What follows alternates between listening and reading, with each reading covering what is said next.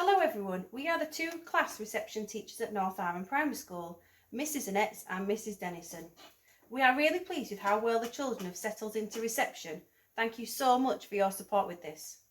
The aim of this video is to give you an opportunity to find out a little bit more about how we teach reading, writing and maths in reception. There are 4 handouts that accompany this presentation, and I would just like to start by giving you an overview of what is expected for reception age children at the end of the year in reading, writing and maths. So they need to be able to read simple stories and texts, be able to write and punctuate simple sentences such as I went to the park, express themselves through writing. This includes lists, captions, speech bubbles, stories and much more. They need to be able to count reliably with numbers 1 to 20, order them and find one more and one less of each number. They need to be able to add and subtract single-digit numbers and use everyday language to make comparisons and to solve problems. And all of this floats on a sea of speaking and listening, which underpins everything that we teach. I will now hand you over to Caroline, who will talk you through a bit more in depth about reading, writing and maths in reception. Thank you, Mrs Dennison. So the first thing we want to talk about is phonics. If, like me, when you went to school, I didn't learn to read using phonics, and if it's your first child in school, it might be quite unfamiliar to you. Phonics just means sounds. It means units of sounds that get put together to help us with our reading and our spelling. Pure sounds means saying the sound without an on the end, because if children put an on the end, like b or t, when they then try and put those sounds together, we call that blending. It makes it really tricky for them to read the word. We have a clear progression, so in reception we teach phase 1, which is all about listening for sounds in the environment, phase 2, which is those first letter sounds like s and a and t, and then phase 3 is learning those more tricky sounds like A, snail in the rain, or E, what can you see. We introduce them in groups. We work at quite a pace for the children to learn them, because the more quickly they learn the sounds, the easier the reading and spelling is for them. Blending just means putting the sounds together, so going k, at, cat and reading the word cat, or if they want to write the word cat, being able to hear k, at and know the letters to write those. Now this is Mrs Scardafield's daughter Elise. She's 16 now, so this was done a little while ago. And she does have a bit of a cough at the beginning, but I can reassure you she doesn't have COVID. But what you can hear is how slowly actually she reads. It does take quite a long time for us to identify the letters that make those sounds and then put them together, and that's okay. It is a slow process to begin with. It does take a little while, so Mrs Dennison's just going to play a little bit of that for us now.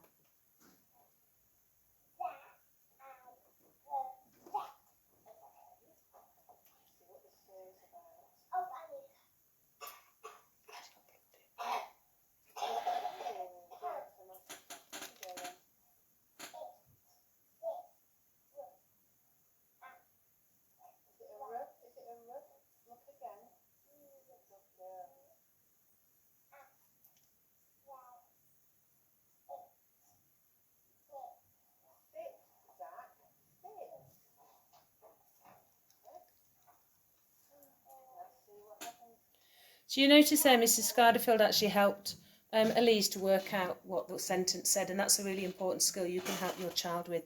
This is just an example of some writing, which when you look at it first off, you might think that it doesn't actually say anything or make any sense, but this is a way we do teach the children to write. It's called phonetically, so basically they're sounding it out and they're using the sounds that they know to spell with. And that's one of the really important things we do. We do teach them how to spell words we use all the time correctly, but it's perfectly all right for them to spell phonetically and not necessarily be what we're used to. So these are the tricky words. We call them tricky words because with the sounds that we know so far, they don't make sense. So for example, if we wanted to read or write the word was, we'd expect it to be spelt W-O-Z, and it isn't, it's spelt W-A-S. So we call it a tricky word, and we learn the word in its entirety, and we learn not to try and sound it out or to segment it to spell. We just learn what it says. And that's a really important part of learning to read in reception alongside with our phonics. So what does reading look like? We do lots of lovely shared reading with the class. We have stories at least twice a day, and we read a range of texts. We read non-fiction, big books, poems, rhymes, lovely stories that have full of language plus more simple text that we can read together.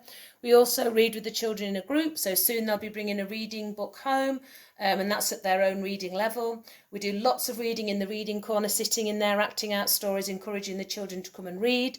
Some children we might do additional individual reading with if we need to, and of course the homeschool reading, that's really, really important. If there's one message you take away today, it's read with your child at home. We say this every year, but the children that read at home regularly with their parents are the ones that make the best progress. The ones usually that don't get expected are the ones that haven't been reading at home. So it's really important. And if you're struggling with how to do that, please email us and we can help you. So writing through the day, we write model writing all the time. So we might, I need to make a message for Mrs. Clegg in the office. I need to ask her if we can have some more milk, or, I need to tell Mrs. Scarderfield about this great work that I'm doing, or I need a new whiteboard. I need to tell Mr. Wood. And we would write that down either in email form so that they get to see that writing has a purpose. I might sit and write a shopping list. Shared writing is where we decide what we're going to write and the children might help me to spell it, but I would actually be the person doing the writing. We encourage the children to write independently in all areas of play, inside and outside, chalk outside, paint outside, and in just really getting that love of writing embedded in the children. So what does maths look like? There's a maths lesson every day, lots of practical activities and learning, lots of focus on talking, comparing. How do you know that this is Big Bear? How do you know this is Little Bear? Which chair would Mummy Bear sit on? How do you know? All that how do you know, and explaining, and that use of vocabulary. There's two areas of maths. So there's number, so that's all about knowing the numbers 1 to 20 and being able to order them and solve problems. And then shape, space and measure, being able to name some shapes and talk about the properties. We also do a lot of work on these, what we call rapid recall. So knowing sort of like that, what double 2 is, double 4 is orally, being able to know the pairs of numbers that add to make 10, being able to add small numbers, all the pairs of numbers that add to make 5, for example. Lots and lots and lots of practice on that every single day. So what does maths look like in reception? Well, there's whole class teaching every day. Then there'll also be small group work, which will be differentiated to your child's ability. Daily counting, songs and rhymes, and then we have a special maths area which has got loads of open-ended resources that they love to sort and count and make patterns with. And there's also math opportunities everywhere outside building a big model. We can talk about the shapes that we're using. We can talk about spatial awareness when we're building an obstacle course. We can keep score when we're playing football, count the bikes, work out all those things that we need. So working in partnership. We have 2 lots of books. We have library books, and they're very clearly labelled with a sticker library book. Those books are to be shared together, not for the child to read to you. And we're going to send those home on a Friday. We've got 2 lots of books, so when they come back, we'll put those in quarantine and swap them over. Now, homework, we're going to start sending that on parent mail rather than having a book, just to get over that travelling between home and school. So we'll let you know more about that soon. Your child will have a reading book every day. Every week, and we'll change it on different days, and a reading diary.